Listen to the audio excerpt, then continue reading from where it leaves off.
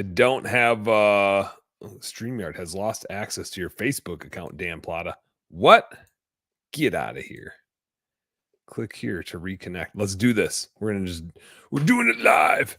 I need to get the radio thing redone, and I need Russell's help to do it because I'm not smart enough to know how to do it. That was really weird how it did this Facebook thing, and now it's working. I don't get Make it public. Don't forget to make it public. Yeah. Thanks for the reminder, John. I was on it. I knew I had to do something.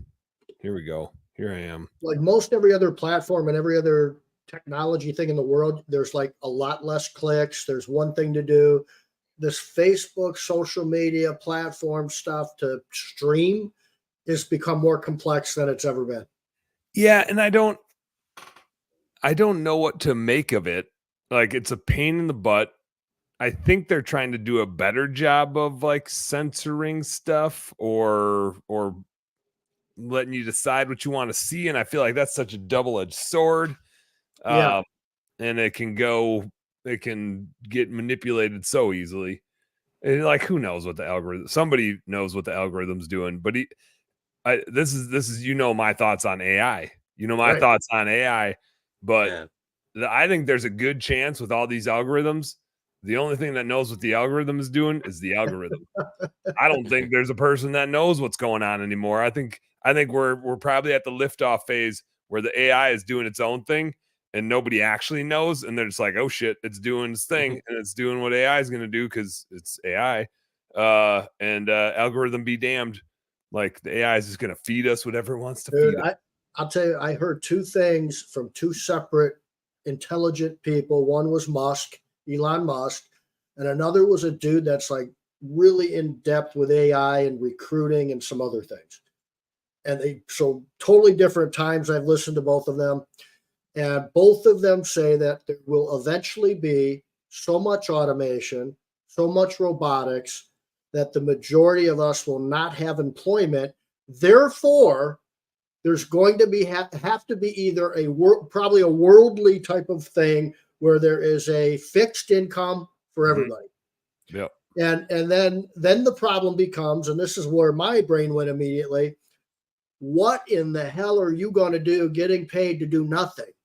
That will just absolutely either, and I'm not betting on this, either you're going to have, everybody's going to have food, everybody's got time to help each other, love each other, take care of each other, or more likely, because we're human, and individual human beings are great, but the fucking human race is an absolute evil nightmare.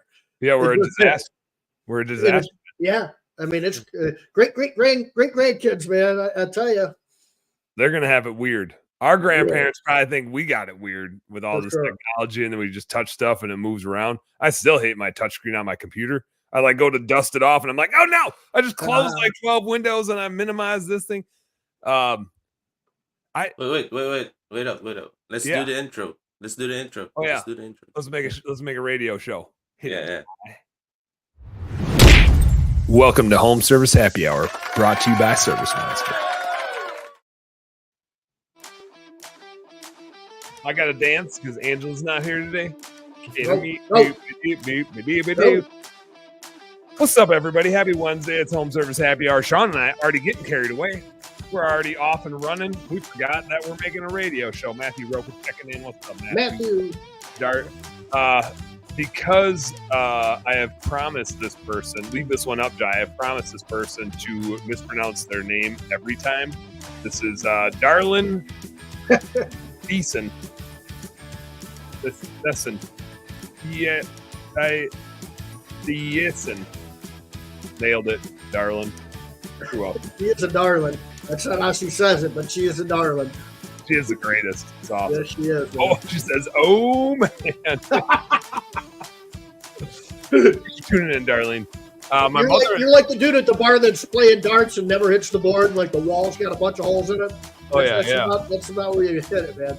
my mother-in-law is watching my kiddos, my 2 older kiddos right now. They're off for like whatever teacher in session, blah, blah, blah stuff for the next 3 days. I should be out bow hunting right now. I should be taking the kids out deer hunting. I don't know what we're doing sitting here yapping. I am Friday, Saturday, Sunday, of course. But they're down with mother-in-law. Happens to be named Darlene. And the argument for that one, Darlene, was that there isn't a Saint Darlene yet. So the door is wide open for her to be a saint. That was the logic for that name. So I'm guessing there isn't a Saint Darlene either. I don't know. I'm not 100% sure. But I think it's wide. You got one watching your show right now, man. Oh, man. It's Wednesday. Wednesday brought to you by Service Monster is what it is. I had one of those. I didn't get enough sleep, Sean. I'm running low on the sleep. I had shot a deer this weekend. First deer in Plata Camp is down, Nice. and it's fully in the freezer. But last night I was cutting up front quarters. Front quarters are a pain to butcher. There's like less meat and more sinew, or I think that's the right word for like in an animal, the tissue that's between the muscles. Man, I was butchering forever. It was like 12:30 when I got done, and then I had to have a beer and some pretzels to like wind down. So if I say something stupid, I'm just running on low sleep. But I muscled up a workout. What I think is maybe going to throw me off is for the last few months of doing the show, I've rebounded well with like a whiskey and Coke. Like good afternoon, a little bit of caffeine, not too much. Riding the wave. Well, I'm out of whiskey. So today I have an upper that's a little less I want to say less chemically. I don't know if that might not even be at all close. I got tequila in here is what I'm saying. Like that's of the one boozes. Tequila. It's tequila, yeah. It's an upper though. So this is a favorite cocktail. If you guys are out there and you don't mind a little tequila in your glass, listen up. Couple ice cubes, whatever frozen fruit you like. I got some frozen blueberries and some frozen strawberries in here. A few squirts of like concentrated lime juice to get a little margarita essence in there. And then your desirable level of tequila. I always like to choose a tequila. The better tequilas are all Platas. They got my name on them. They spell it wrong every time. They always spell it with one freaking T instead of two. But I know they mean well. It's fine. It's just like a misprint, but they probably already printed so many labels they don't want to go back and put my full last name on their bottle. But you got to get the Plata tequila, which in Spanish is silver, and that's the clear tequila. I like that. And then I use my wife always has the flavored water stuff, like the carbonated flavored water. And I forget who makes it. If you're watching, feel free to chime in if you know this one. But there's just like a straight lime one. It's not LaCroix. They do like a key lime one. That's okay. But there's one that's in like a white can with a greenish bottom, I think, and it's just straight lime flavored water. And you dump that in there. So that's what I'm having. It's delicious. Chad Hupp's in the house. What's up, Chad? I was yapping with Chad yesterday, catching up with him. Matt says try tequila and sweet tea and lemonade with a lime. That I could see that. That's like crossing some boundaries between vodka and tequila. It seems like usually go the sweet tea vodka with lemonade, but I could see I've never, because it just makes so much sense to have vodka in that, I've never even put tequila in it. But why not add a lemon with a lime with the lemonade and throw some tequila in it? Then you get like the sweet tea vodka lemonade with a little margarita style cocktail. What about crushed ice? Crushed ice or cubes? Who do you guys like out there? Crushed, and it doesn't depend on what you're drinking. I think I'm a cube guy. Are you? I think I'm a cube guy. Yeah. Tubes. I think I'm a cube guy when it comes to like throw something in my glass. Mm-hmm. But I think like crushed, like I've had like a little bit of crushed ice in a Long Island or like something fruitier, and that's not. Yeah. When you have sand in between your toes, crushed ice. Bam. That's got to be it. Matthew says. What did you used to call them? Plata-isms? Oh, it's a platitude, isn't it? That is a platitude. Right there's a platitude. It's a platitude. I think. You would think I would know, but I don't know. Skip likes large round ball ice. I've seen the giant cube as well. Those are pretty. It's like they get so fancy. It's like somebody's putting a damn ice sculpture in your drink at some. Yeah. We're talking employee stuff today. What the hell were we talking about before we did the intro? We were on one. We were going. Oh, the AI stuff. Yeah. The AI stuff. Yeah. Yeah. It was crazy, man. I wasn't Elon the one. Hasn't he made an argument that we're all already like part of the Matrix? Like there's something about it. Yeah. Yeah. He made an argument that if you like actually look around, like right. there's a real good chance where that AI is already running us and we're all just part of a Matrix. Dude, I see some things that I'm looking at Musk. I'm not sure if it's like somebody effing around with AI on what he's talking about either, though, because here's a crazy one. He was at Disney for something or another. They invited him there and blah, blah. And they were showing the original blueprints of Disneyland and this and that. Yeah. And all of a sudden, he's like, there was like this big thing behind Disney, like underground, and you can only get through it. He's checking the blueprint out, going, checking these things out. He's like asking, they're like, well, that's not important. And like they were blown. So of course, what he does, they go on this tour and he's got the blueprint in mind, already memorized, finds this big door and beats the hell out of it. And like some dude with a white coat opens it, like freaks out, and Musk just like walks down this hall, and this guy's like going ape shit on him. There's something like he was talking about. They were actually, and I've heard this before, I think, Disney was controlling the weather around Disneyland or Disney World or some shit. And I'm just like, you start hearing and watching this and you're going, what? Yeah. What? And then I this was like a couple of days ago, I've got now to sit back and go, was that all AI? What the hell's going on? I don't even know anymore, man. It's just some fake news. It's just all fake news stuff. It's crazy. We were on a trip that's coming up here, which I'm pumped about. Ben Smith and I have an annual rut hunting trip to Illinois that we do. It might have been the Kentucky trip last year. I think it was our Kentucky trip last year where we stayed in a hotel. Anyway, we were driving 10 plus hours to get to some piece of public land to go chase whitetails. We stopped at a hotel. The dude behind the counter was Sugar Ray from like Sugar Ray, like the band. I would start singing one of their crappy songs if I could like come up with the lyrics right now. But and he was his arms were like full tattoos the whole way down. Die hard right-wing conspiracy dude. Very entertaining. It was one of those where you're just like, okay, this was fun for like 2 minutes, but now we've been here for like 10 minutes and we can't. And about the time you're trying to like end the conversation and walk away, he started going on something else. And one of the things he got going on, speaking of Disney, was that the state of Florida, like Disney got taken over by the Marines or something like that and shut down. And I don't know if you remember that, but it was like tons of fake news BS headlines with pictures of like, Marines in Disney, like closing it down, which never happened. But right. in his mind, that was the realest thing as anything. He was so convinced that it was real. And he's like, this world's going to shit. Like, did you hear they shut down Disney? Like, blah, blah, blah. Like, I'm just like, oh no.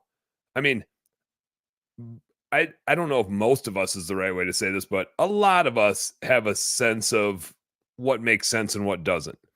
And when we read stuff like that, or we see headlines, we're like, yeah, like to what you just said, right. It's like, right. Am I just is this like clickbait crap? My dad falls for it all the time. That dude loves a headline. And he's like, oh, did you hear this? And he just reads the headline. I'm just like, dude, like, right. It's just clickbait shit. They're just trying to sell you advertisements, man. Like, they know exactly what you're going to click on. They're probably listening. They are listening to you every time you say, have you seen this? Have you heard this? And they keep like the phone hears what you say. They're doing more of it. They're going to keep sending you more of it. And then you're just going to keep eating it up and eating it up and eating it up. But I think a lot of us have a sense of like, oh, like they're just trying to sell me something or manipulate me somehow. But how many times you think you didn't, your manipulation bullshit clickbait flag didn't go up and you just believe some nonsense? Oh yeah. Like, and you probably still don't even know, Yep. because you wouldn't know if you didn't know, right? It's like, That's right. Wouldn't That's know, yeah. right. what's that, Yeah. Jai? Crazy, man. You wouldn't know if you didn't know. Yeah. Yeah, you wouldn't know if you didn't know. Like, how are you gonna know if you don't know? It's a weird world we live in. I don't know what the progression looks like to get to that. Sean, you mentioned like an end state, and I've heard that case before where at some point the technology will run everything and humans won't have jobs to do. I can't there's a similar case that I made to people. I feel like this was like in high school or middle school. I had told people this and they're like, no. And I was like, yeah, this is inevitable. Along the same line that I'll get to in a second. But I don't, is that 100 years away? Is that 500 years away? Does it ever even happen? Because like humans by nature don't sit still well. Right. And you know me, I'm like, if I'm not working hard, there is no pride, there is no joy. I would be miserable. I'd be absolutely if I did all my hobbies all day, every day, I would be miserable. Like I couldn't golf all day, every day. I couldn't fish. I couldn't hunt.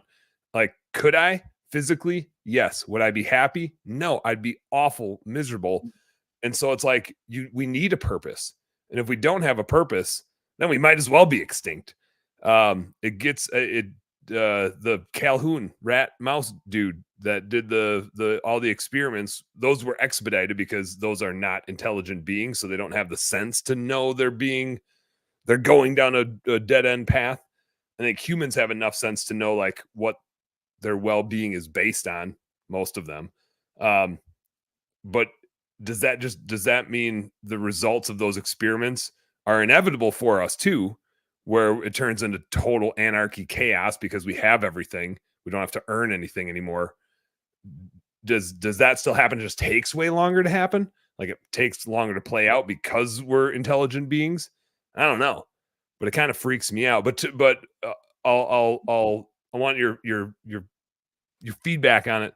But to the inevitability of it, I had made the case in like middle school or high school that at some point there will not be an original song. We're gonna run out. We're gonna run out of music. We're gonna every instrument, every note, every combination ever will be exhausted.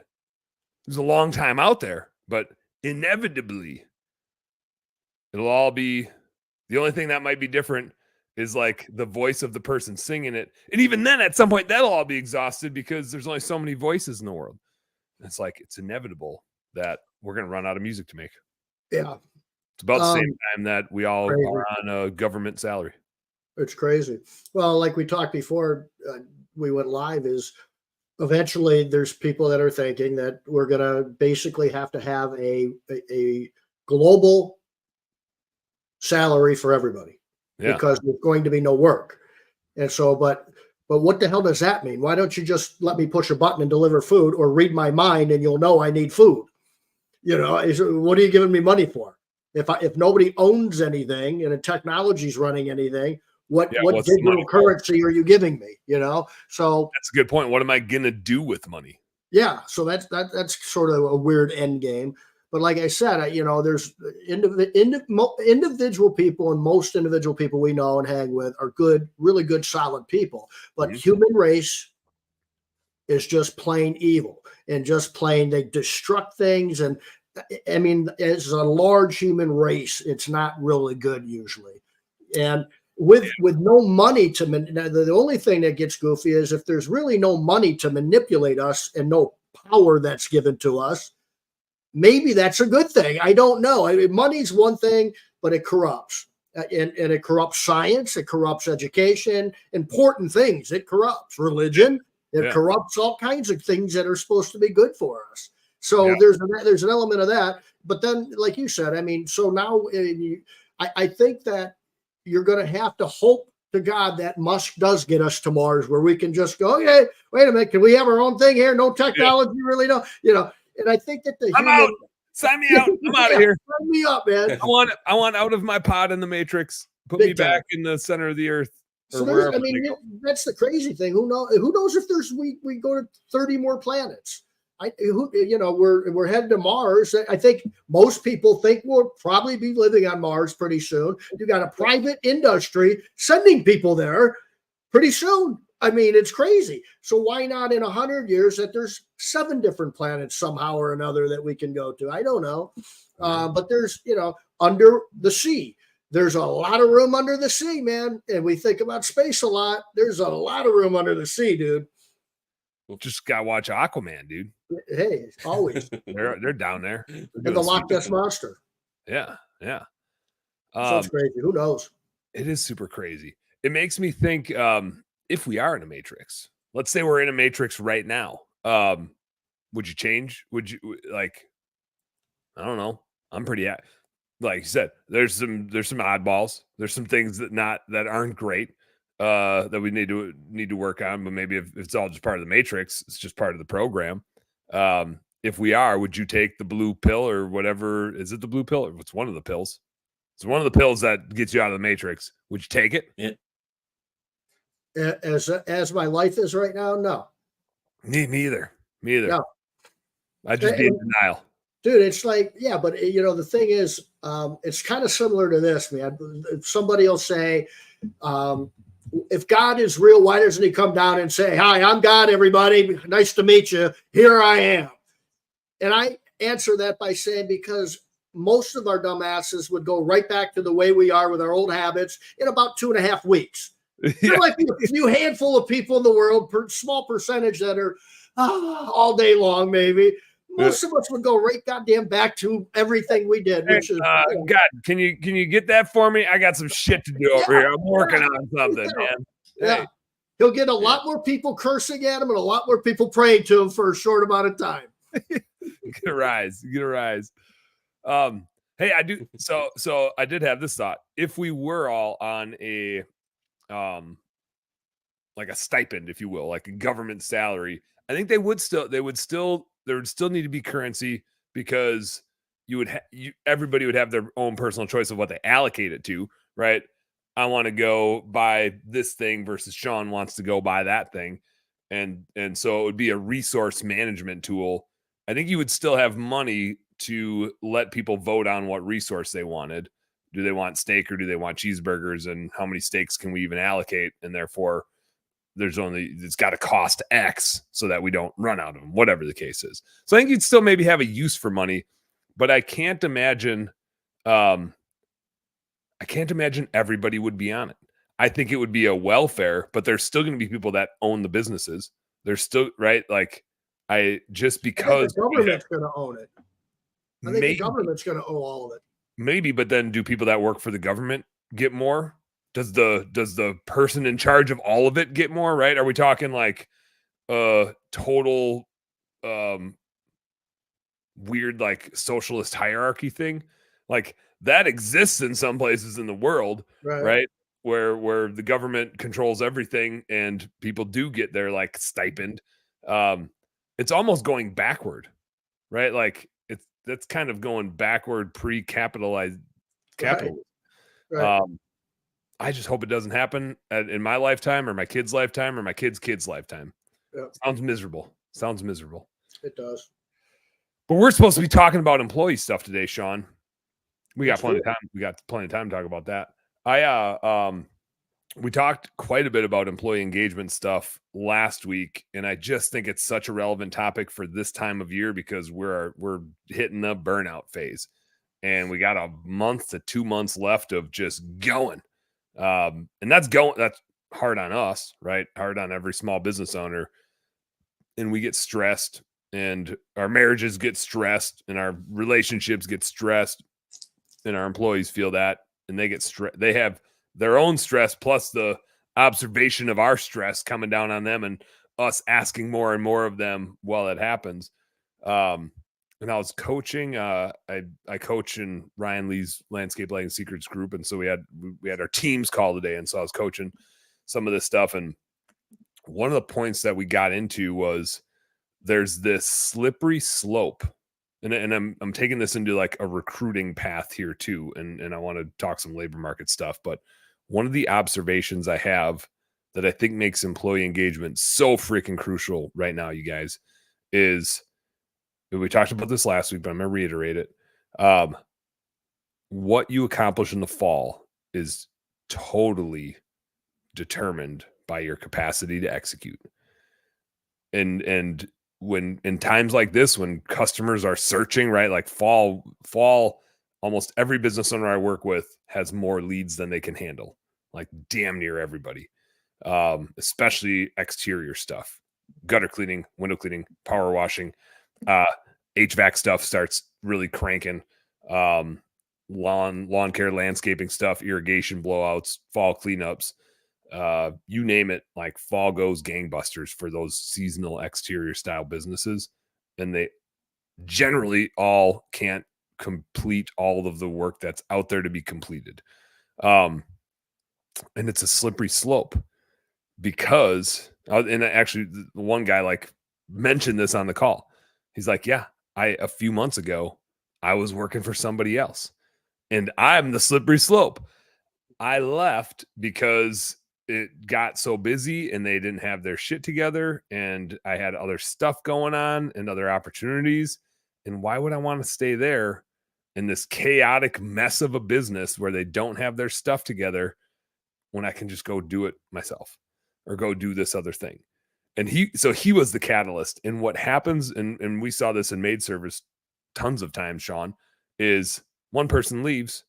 Well, now you're slammed, and now you're slammed with one less person.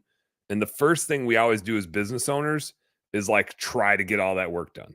Like we jump in and we're trying to crank stuff out. And then we're like, hey, all of them employees, I need you guys to step it up because I know you're already busy and drained, but I need you to do even more because we got all this stuff on the schedule and this dude just quit.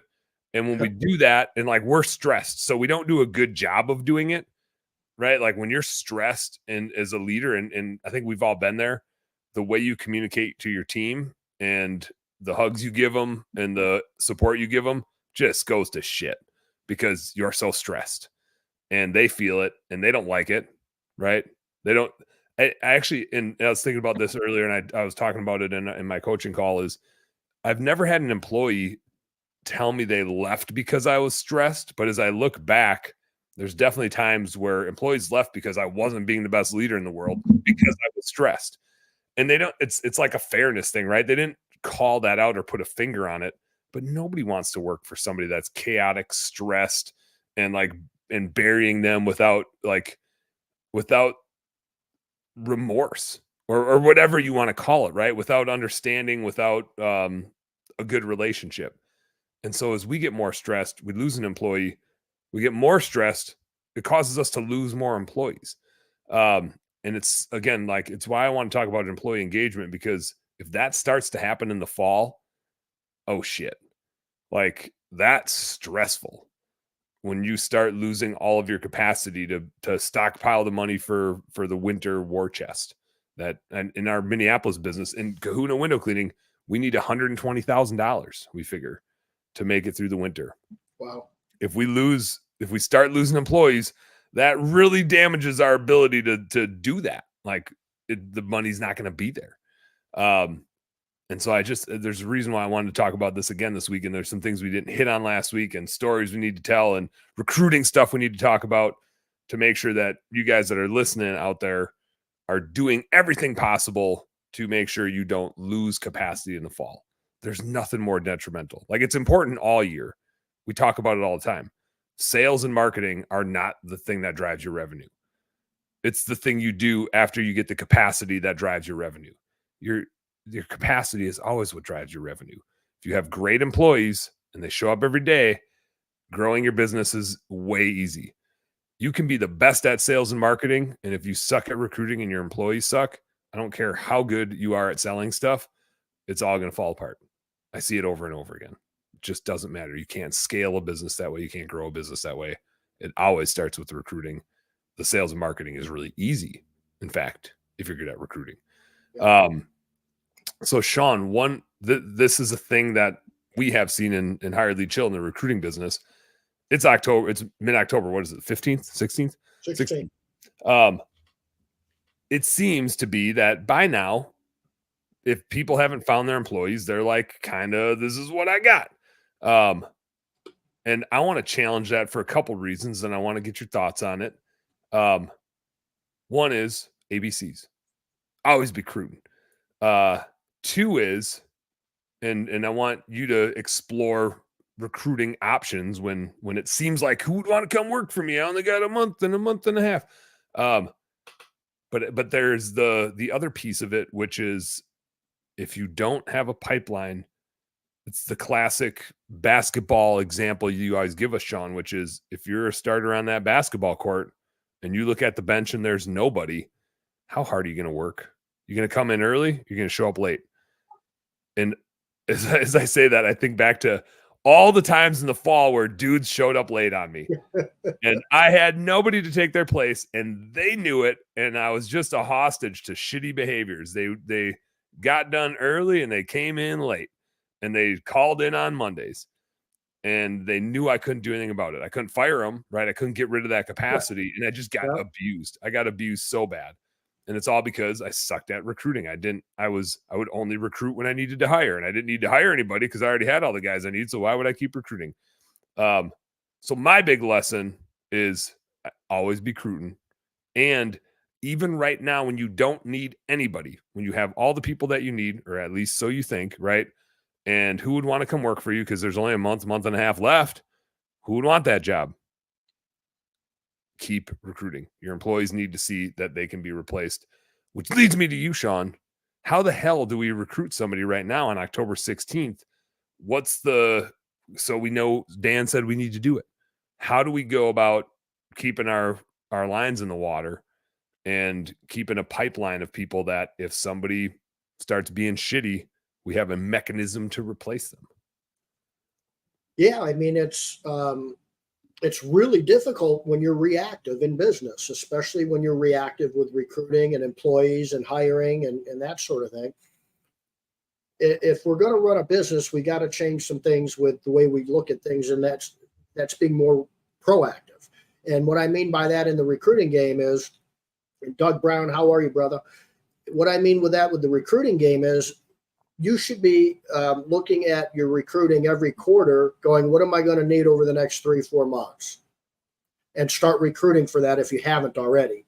I just signed up 2 people today off demos that are one's in Christmas lights and the other one is in, I think, gutters.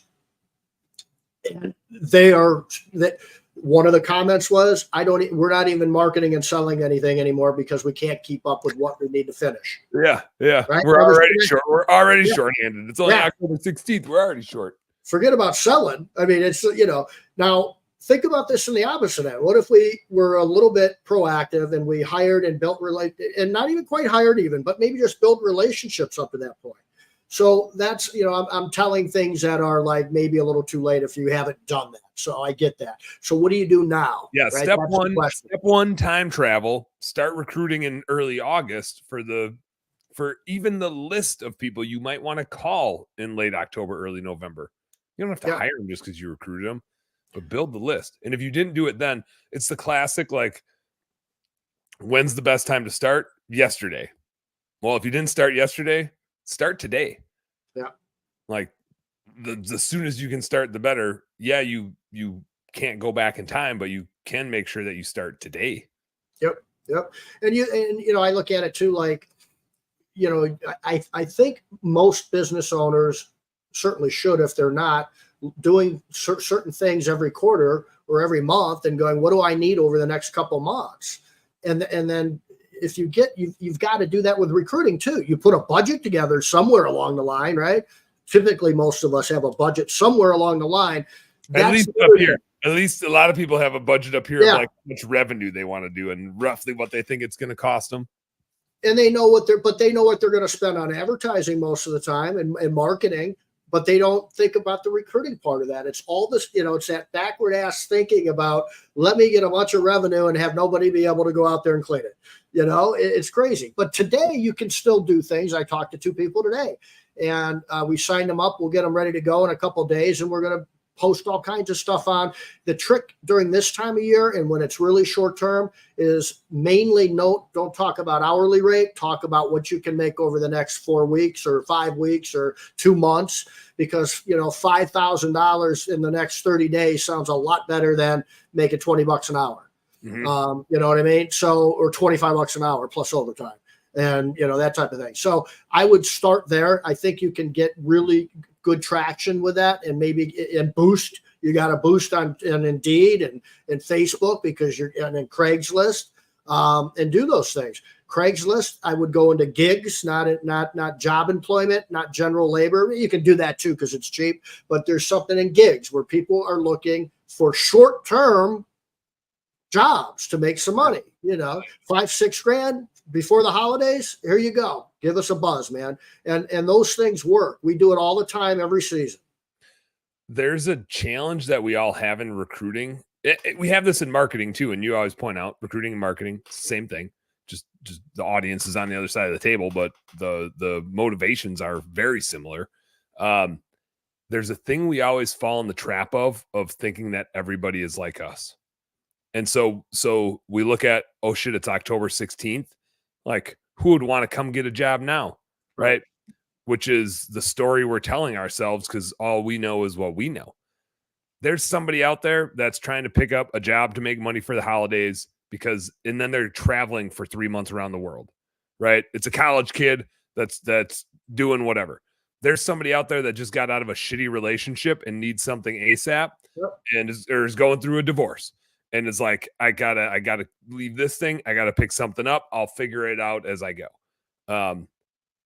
I continually am surprised at how many people exist that want to do the thing that I have, that I'm like, who the hell would want to do this thing?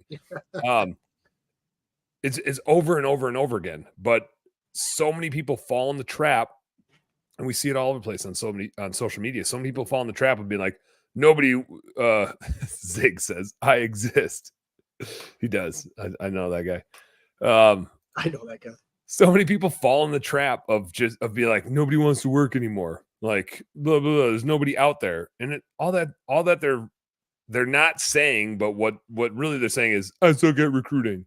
Like, I'm not investing any time or money in the thing. And nobody's coming to find me to work in my shitty job for shitty old stressed out whiny me. No shit, nobody wants to work for you. Right. Look at what you just said. Nobody wants to work for that guy or that gal. One of the other things, and people always question this when I tell them, like, I recruit 6 to 12 months in advance. And I talk about all the time when I do a group interview, like first thing I say is, hey, I you know me, I got to joke around. I'm like, hey, let me immediately like disappoint you, just like my marriage. Like, what does Zig say? There's no one that wants to work. There's also no deer in these woods, and there aren't any fish in this lake. That's so true. It's so true. There's no big bucks where I live, Zig. They're all down in Iowa, man. But I recruit way in advance. And when I do my group interview, which go watch our webinars, I talk all about it. I actually had a guy that was in my coaching group that was like, I just went and watched all those webinars, and I'm doing this and I'm doing this. I got 4 guys. It was so awesome to hear. There were still some things where I was like, ooh, here's another way I like to do it. But he's crushing it. Today he was like, my wife is sick. I'm at home. I got 5 guys out doing stuff. I don't know what to do. Like, they're just out working. And he's like, but 2 of them are like, okay.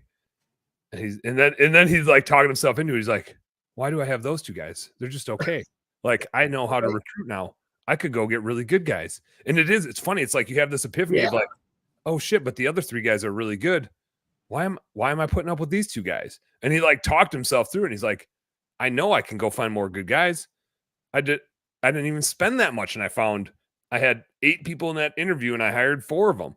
I had to, or whatever the case was. I won't get his numbers exactly right, but it's funny watching his wheels turn. He's like, wait a second. I don't have to put up with like an okay employee. Like, I know how to find really good ones now. And when I do that group interview and I'm like, hey, I don't actually have a job for you for the next 6 to 12 months. But, and this is the other thing I was talking about in our coaching call today was, I do that because I need to guarantee you that you will never have a shitty coworker here. You're never going to have somebody on the team that you need to pick up their slack because they'll be fired so fast. And it's only because I have 10 people waiting, like knocking on my door. And they're like, well, why do they wait around? They don't wait around. They live their life. They do whatever they were doing. They keep the job that they had. They go get a different job. That doesn't mean it's not binary. It's not like, oh, if I don't hire you right now, you're never going to work for me. You said it earlier, Sean. It's just relationship building. Right. I'm just building relationships. Ashley, who's starting with us in 3 weeks, I got to double check timing of it. You guys recruited her for me 8 months ago, I think. I'd have to look back at it. Repeat that, because that is unbelievable. And it's repeatable every time. Yeah. Now, like, would I have liked to start? There's a couple people I started before Ashley, just from a timing perspective, that didn't work out. I've let 3 of the account managers go that you guys recruited, and it's not your fault. I picked the wrong. They were in my list of 10. I gave them a shot. Didn't work out. Good people. Like, no, they weren't bad, but I've gotten so picky. I've gotten so ridiculously picky, and I've only gotten so picky. And like, I even the first gal that we let go, we still talk on Facebook. Yeah. Like, I'm like, hey, like, however I can help. The last one that left, I was like, I want to be a reference. Let me know whatever I can do. I want what's best for you. I'm not firing you like, F you, you're out of here, you suck. I'm like, no, it's just not the perfect fit. And I'm not going to settle for something that's not the perfect fit. And neither should you, employee. Like, there's a job that's the best thing in the world for you. This isn't it. And I'm deciding that this isn't it. And that sucks for you. Nobody likes to be let go. But I do want you to go find the best thing in the world for you. And it's just not here. And that's okay. It doesn't have to be here. But over and over again, I'm always surprised, back to my point that I got sidetracked from. My point being, when you build that list, and it's so valuable in the fall, you guys, like, if you had built that list and people quit now, you're not stressed. And then the rest of your team doesn't quit because you have 10 people to call, and somebody's going to, not all 10 are going to come work for you, but it's way more than you think. Somebody, like, I haven't, and knock on wood, I haven't yet had somebody that I reached out to that said, no, I'm no longer interested. That hasn't happened. Everybody said, oh yeah, here's my timing. Here's what this looks like for me. And then we can work on it, right? And I have had people reach out to me that are like, hey, I really want to join. And I'm like, the timing doesn't work for me. I can't pay you to twiddle your thumbs. I don't have enough stuff to work on. I got to fill the people up that I have first. The secondary part. So again, it's astounding to me that when you build that list and you think nobody's going to wait around for me, no, they don't have to. They're going to go live their life. And when the timing is right, they're going to come work for you, as long as you don't suck. You got to be a good leader, right? Of course. But I forgot the second thing I was going to say. It was going to be cool, but it obviously wasn't going to be that cool. Yeah. I lost it. No, Gone. A bunch of stuff there, man. Bam. Gone. You got you talk about that list, and but you can't build a list like you're doing and have them come into an office and tell them, I don't have a job for you today, but maybe in 3 to 6 months, without first going through that group interview and those phone calls and the Zoom group stuff, or whatever, however you do it, without selling the business and selling the opportunity and selling, this is the frickin' best place in the world to work. Then it's easy to build the list. But if you just go, okay, we're going to put them through here, fill this application out. We might assess and score you with there's so many fucking assessments out there now. You know, pick an adjective, pick a bingo number, pick your ass, and you will assess you, right? Yeah. Just pick something already. And then you'll disc profiles, you name it, they got it. I'm going with the pick a bingo number, pick your ass. Yeah. I like that. That's a good combo. Yeah. Might as well. And then there you have it. We're done. And then, by the way, we don't have a job for you right now, right? What is that? You've got to sell it just like you do to a client that might not be ready to buy. I've definitely looked into shit where I'm like, I know I need to look into this, especially when my wife is like super proactive. Her scheduling is like this. So when she says to look into something, I know I got to do it, but we ain't going to buy nothing for 6 months. Mhm. So I do it. All right. But I know that I'm going to do that, and it's okay to do that. I would expect if that person doesn't get back to me that they weren't interested in things. That's why you have to have the workflow, and you do this really well too. You keep that relationship going. You keep reaching out to the point where if you're listening, imagine your cleaning company, your gutter cleaning company, whatever it is, Christmas lights. Imagine having people following you on Facebook and commenting on your Facebook going, that was awesome. I can't wait. I can't wait to work for you. I get a lot of that. Yeah, I get a you lot of get that. all the time. Yeah. That not only are you building a list, you're building those relationships. And when we say the word recruiting, and I should just start saying you need to start relationship building instead of recruiting. Recruiting is not hiring. It's just building a relationship. That's all it is. Expectations, just setting Yep. good expectations. Planting a bunch of seeds, man. You're right too in that you can't build a list if they don't want to follow you. Yep. If you are a shitty leader, if you are not captivating, if you're not an interesting human, it's gonna be hard. Recruiting is always gonna be hard. It's gonna be hard to keep employees. It's gonna be hard to hire employees if you're not fun, engaging, exciting, and thoughtful to work for. That like it doesn't matter what you do. You're just gonna be hard. You're gonna have a hard time. Then you like this sucks, but you probably shouldn't run a business or you shouldn't scale a business. Not and I talk about that when I do my purgatories of scaling a business. Not everybody should scale a business. There's two steps to it. Not everybody should be a business owner. Hands down. It's not made for everybody. Just like not everybody should be a parent. Not everybody should have kids. It's great for some people. It's definitely not for everybody. And there's plenty of parents out there that should have never had kids. And we all probably know some of them or have seen them around, right? Small business ownership is the same thing. It is not for everybody. That doesn't mean you can't do it and not scale it. Scaling a business is not for everybody. Having a ton of employees is definitely not for everybody. That doesn't mean you shouldn't own a business, but there's a right time to do that and take on that set of problems. I was talking to somebody yesterday and they're like trying to scale, but they're going through purgatory number 1, which if you've ever heard me talk is really freaking expensive. It's the most expensive part of growing a business and it sucks. And if you don't know what's going to happen, it double sucks because it just like happens to you. You don't know what's going to happen. And it's different if you choose it versus if it happens to you, even if it's the same thing, right? Like if you chose it and you knew you're going to go through that pain and suffering, you chose it.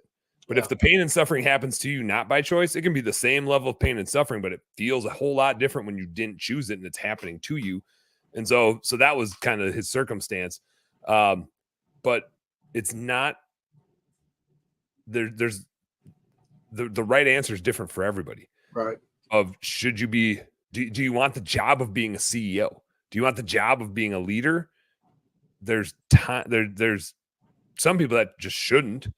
They're not captivating. They're going to be hard to follow. They're going to have a hard time scaling a business. It's not for them and their personality. That's fine. You can still be a small business owner and do really well with like you and a helper.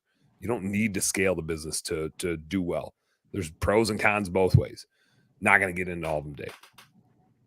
If you are going to scale a business, like leadership is the thing. You got to be able to get people to follow you. You got to be captivating. You got to be super honest. You got to have the highest level of integrity. And you got to take really good freaking care of your employees, especially in the fall because of fall burnout and employee engagement, which is what we're talking about. So anyway, I digress because I do want to hit some employee engagement stuff here. I've got a really good one. Yeah. Let's transition into the employee engagement side because the recruiting stuff is important. Hopefully you don't need a new employee because you keep all the ones you have. But again, part of the point of and why we got on the recruiting so much is if you're not recruiting and your employees see that you're not recruiting, they're going to suck more. They just will. Yep. They just, especially in the fall, because they know you can't replace them. And when they're a little bit tired or they're hungover or the job is hard, their behaviors are going to be shitty. Your B player employee is going to let you down when the chips are on the table. They're going to let you down. Your A player will probably pull through, and you should have recruited another A player, but you didn't know how to recruit, so you didn't have the confidence that the dude did today, where he's like, "Oh, I could go. Like, why don't I just go upgrade these? Like, what am I doing sitting here? Like, I'm literally saying this guy's showing up 5 to 10 minutes late every day, and I'm just putting up with it because I'm used to it. But now I know that I can. Like, it's so funny. He's like, I'm just putting up with it because I've always put up with it. But I didn't always know how to recruit like this. Yeah. Maybe I shouldn't put up with it anymore. But it is so important to do employee engagement stuff all around. I think, and we'll talk about some specific engagement things, Sean. But I just want to make like the burnout is real. We all see it. We all feel it. There's vitamin D deficiency, right? Days are getting shorter. There's full schedules. Like it's jam packed. It's stressful. We're stressed. Our employees are stressed. There's all the headwinds like going on that are making things intense, right? There's a deadline. This ain't just like midsummer. Let's knock the jobs out on the schedule. This is like, hey, we only have so long, right? We got to crank it out. And you have employees taking advantage of you for the reasons we just talked about. And so it's so important that they are bought in, that they love it, that you're giving them the fuel they need to get, because they're struggling too, right? Like, and it's your job to make their struggles as little as possible. So what are you doing to make their lives better? And here's a funny thing. Did you ever notice how when you make somebody else's life better, miraculously yours is better too? Like when you help somebody else, you feel really good. And that fuels you. And all of a sudden, you're not so stressed. And all of a sudden, the schedule doesn't seem so busy anymore. And all of a sudden, like your marriage is better. And it might just be because you're going out of your way for your employees or something. What do you got? What do you got, Sean? What's your I gotta think through this because it sort of came to me mishmashy. But if you care about your employees, and again, you might need to be proactive. It might be hard to do like tomorrow, okay? And if you know your employees and you've talked to them, or maybe you know who they kind of are tight with, another employee, and talk to them, find out who the most important maybe 3 to 5 people are in their life. 5 people, okay? Maybe it's mom, my kids, my wife, and Aunt Helen, okay, whoever. Get those 5 people, and then do this. Do everything you can to have either a Friday or Saturday half day without telling them it's going to be a half day, okay? And pay them for the full day if you can afford to. If not, pay them for a half day. I for sure tell you that you can't afford to have them quit. So that's right. That's a good mechanism to keep them engaged. Now, it's an investment. It's not an expense. And one of all the things you've talked about with burnout are really emotional things. I mean, it gets you emotional. You're worn down. You might not be sleeping well at night because you're burned out and all that. So what if you personally contacted at least one of these people who will have the phone number to the other people and ask them, here's what I'm doing. This is a big secret, but we're doing this for our employees. Can you please write a letter of why you appreciate this guy so much and what he means to you and how his hard work for us helps you love him and respect him and how he pays the bills and all, just write a nice letter. Okay. And then, by the way, can we get a few pictures sent over of the family of you and him or whatever? And then simply have them in for lunch or breakfast and have a placemat with those pictures. They have no idea what's going on. They think they're coming in to hang lights or work. And just tell them and you as the owner are going to cook them something and serve them breakfast or dinner. And then have this box that you either bought or made or both or whatever combination of, with 5, 6, 7 letters in it, and just place it in front of them and tell them to read their letters and play some really cool emotional type of music maybe in the background. I'm going to tell you right now, that is a life-changing employee engagement thing. Okay. Try that or something similar to that, and they'll never forget that for the rest of their lives. Mm-hmm. And it's like, there's so many things you can do that are not financially debilitating. Exactly. One of, I think I talked about this last week, And so I'll keep it short as like a bullet point, but and I see it all over the place. And again, I talked about it in my coaching calls today. Is there's the if then rewards, which are Love if you it. do this, then you get that. It's not engaging, it's your pay structure, it's expectations. If you do this, then you get that. That's how bonuses work, that's how salaries work, all that stuff. If you show up, you get paid. If you do your job, you get paid. You can have the best, most lucrative bonus structure in the world, and it is not engaging. And somebody could make buco bucks, and there's no engagement that comes with it. They can crush their budget, and they could leave the next day to go get more money. Engagement doesn't come from money. It's really weird. I don't know why it is, but we all know it's not a thing. Salespeople have that role of like a commission-based salesperson. They probably have the best avenue to get the engagement from getting bonuses, and they're the most likely to job hop. If you like look at society, salespeople are always job hopping. They're super opportunistic to go get the more money there and the more money there. There's no engagement that comes with big bonuses and whatever. That's just expectation setting and trying to align people's pay with their behaviors. But it won't engage them. It won't keep them. It doesn't build culture. Now that rewards, like now that I saw that you did this, you get this, and they're totally unexpected.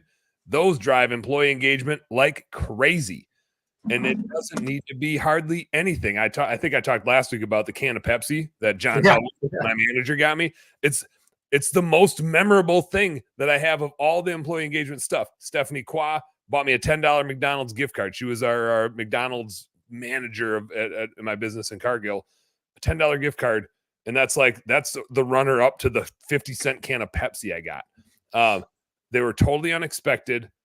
I did a good job. I helped out, whatever it was.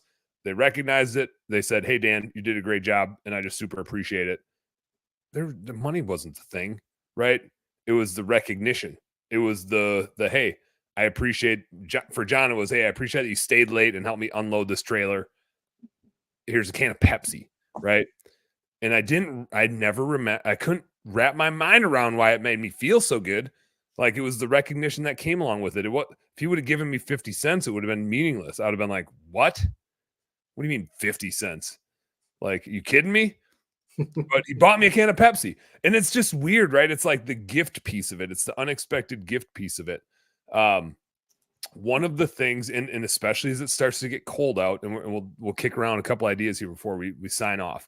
I can't stress you guys enough how important this stuff is. One of the things I used to do when it was cold out, whether it was spring or fall, if it was like 40 or below, I was out driving coffees around. Clark, who was the guy that took a bunch of the things from our recruiting webinar, as we were talking on our coaching call, he's like, and I was going over some of these things. He was like, "Oh man, like my guys are out there right now, and I'm home. I should totally run them something." He's like, "It's an hour away. Maybe I'll call the guys and have like the lead go out and get some."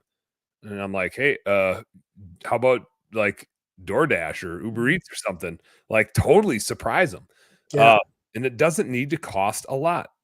But if you drop off some hot chocolates and coffees and they're out there working and boss is thinking of us and taking care of us, like that cup of coffee is worth way more than the $5 that it cost you, right?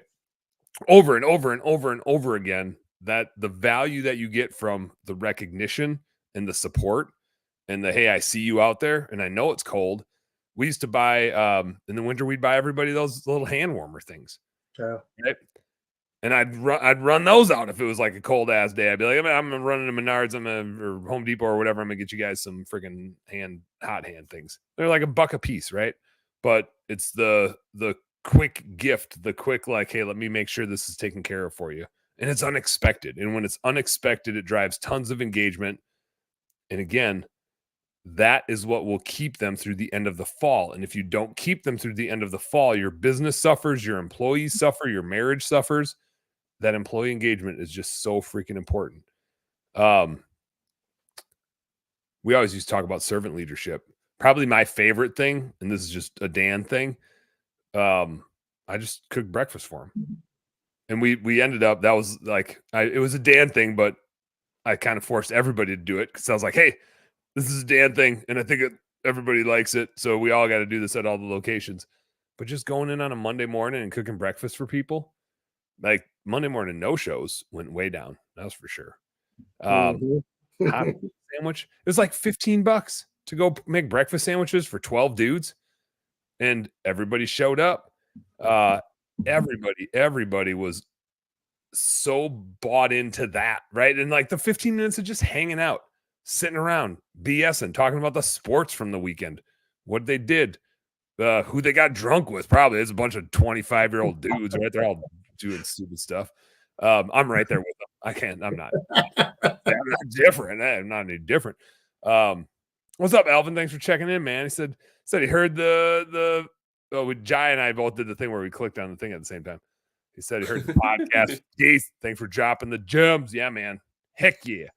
But the engagement piece of it, you guys, if you can keep your employees through the fall, all fall, and you keep that capacity up, your business is better.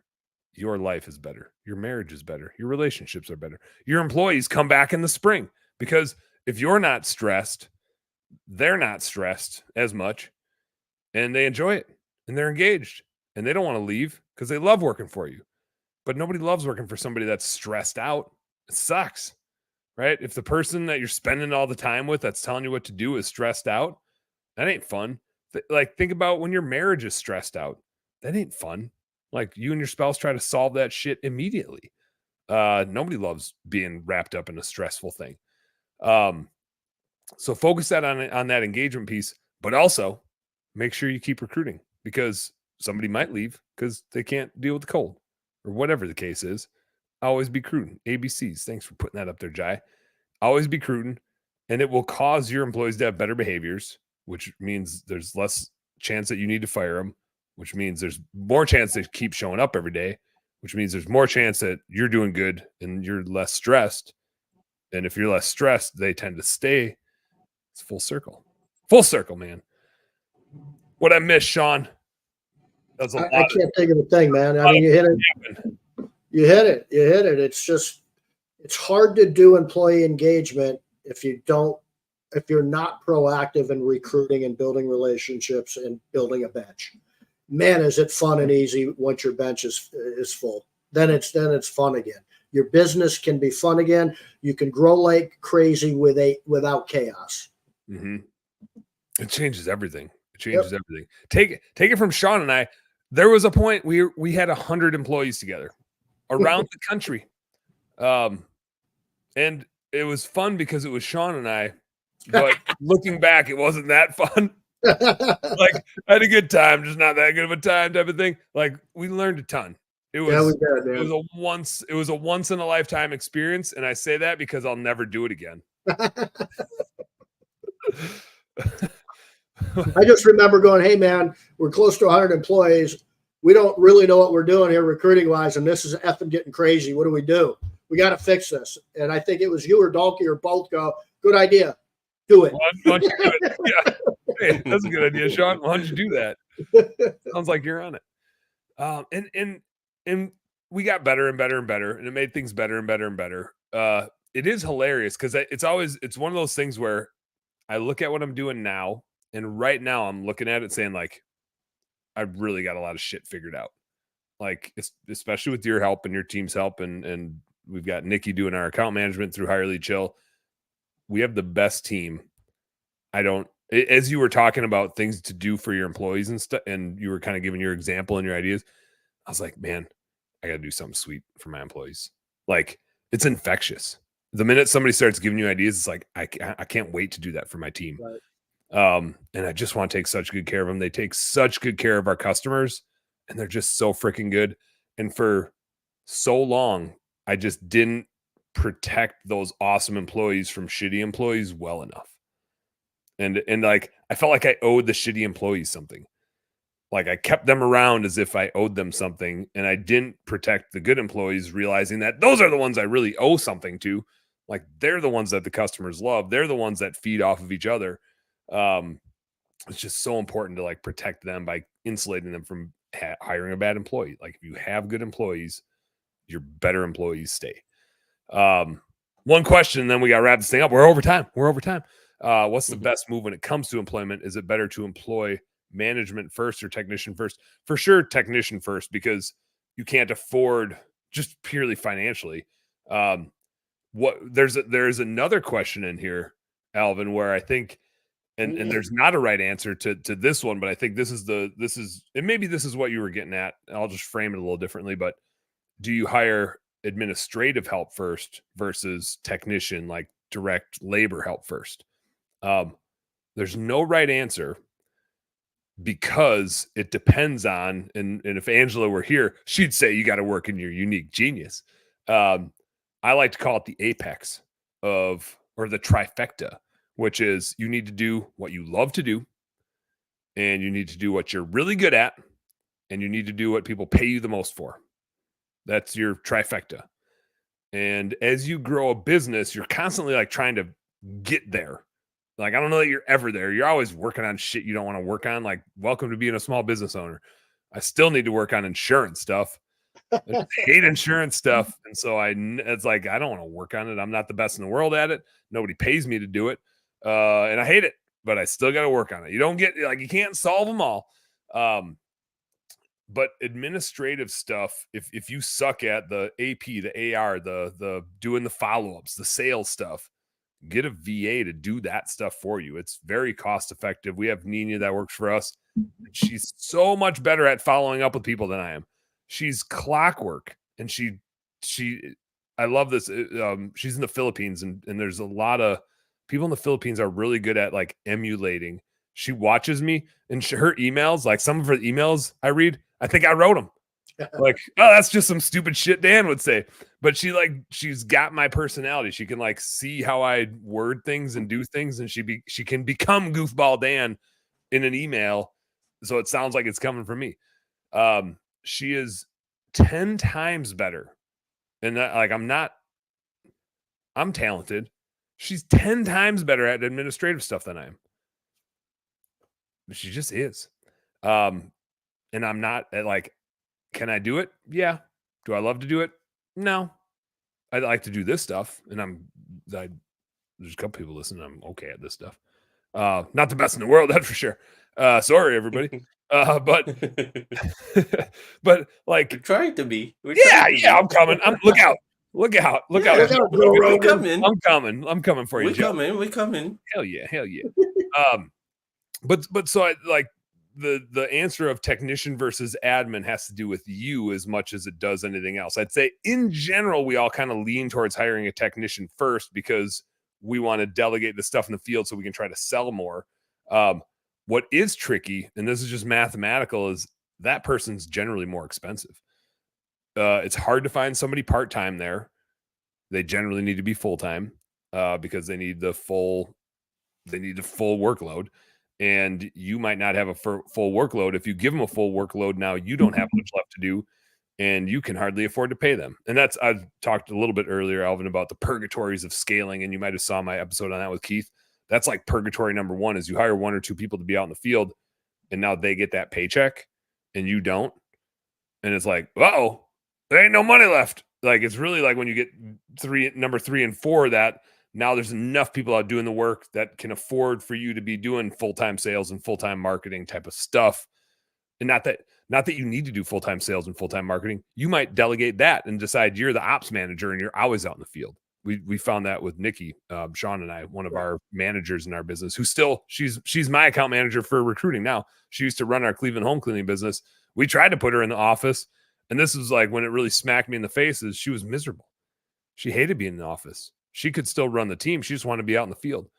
And so again, Alvin, it goes back to you of do you want to be out in the field or do you want to be in the office? Find the right fit for the thing you don't want to do, or you're not the best in the world at, or you don't get paid the most to do. So, all right, that's a wrap. Thanks for the good question to wrap us up, Alvin. Appreciate it. Sean, you the man, dude.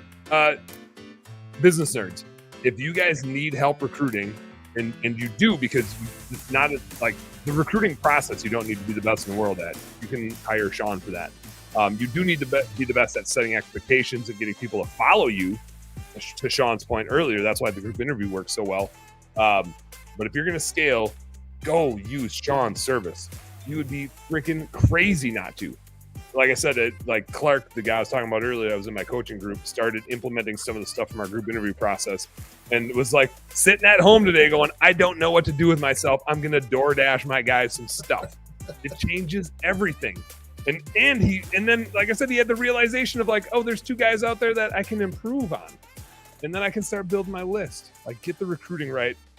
Don't let your capacity be like the detriment of your fall. Fall not as in like fall from grace, but fall like as in autumn fall. You know, that's what I'm getting at. I got Fred Hodge on tonight. I got Conquer coach, business nerd extraordinaire, former Conquer coach. He got kicked out. Don't even get me started right now because I'm sure Fred now again. He basically got escorted out of Conquer because he wouldn't use their CRM. Thank God we were sponsored by Service Monster and not that one. They did try to sponsor the CRM that kicked him out. Tried to sponsor my show, and I said, "Nah, dog. Give him the no, dog. Here's all the things you're doing wrong." And then they didn't get back to me. They asked for my feedback, and I gave it to them, and then they didn't say anything. They didn't get back to me. That speaks volumes, man. It does, doesn't it? Doesn't. Thank God for Service Monster, you guys. If you need a CRM or you're thinking about switching, go check out Service Monster. It's just the best one. I don't know what else to say. It's the best one. If you need help finding awesome employees, hire Lead Chill. Go talk to Sean. If you need help with bookkeeping, I'm that nerd. Hit me. Jai, you the man. Business nerds. You guys know what to do.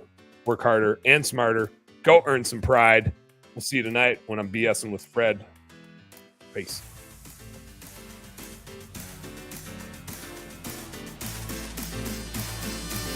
Really?